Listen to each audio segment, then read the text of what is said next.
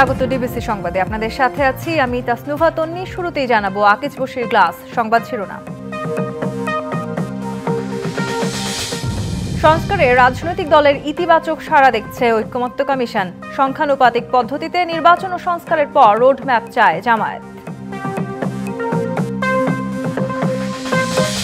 সংস্কার প্রক্রিয়া বিভিন্নভাবে বাধাগ্রস্তের অভিযোগ আলী রিয়াজের। সংস্কার না হলে স্বৈরতন্ত্র মোকাবিলা সম্ভব নয়, আবারও দুঃশাসন ফেরার শঙ্কা।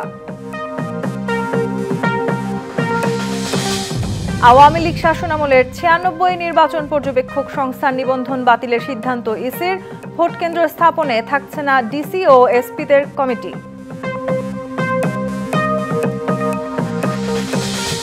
বিচারিক আদালতে বিএনপির ভারপ্রাপ্ত চেয়ারম্যান তারেক রহমান আরও এক মামলায় খালাস। আর ২ মামলা নিষ্পত্তি হলে দেশে ফিরতে থাকবে না বাধা।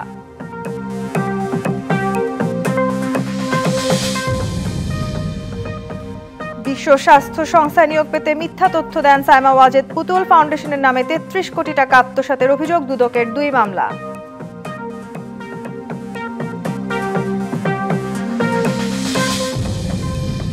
বিয়ের আশ্বাসে শারীরিক সম্পর্ক ধর্ষণ হিসেবে গণ্য হবে না। সর্বোচ্চ সাজা যাবজ্জীবন থেকে কমে ৭ বছর। ধর্ষণ হিসেবে সংজ্ঞায়িত বলাৎকার।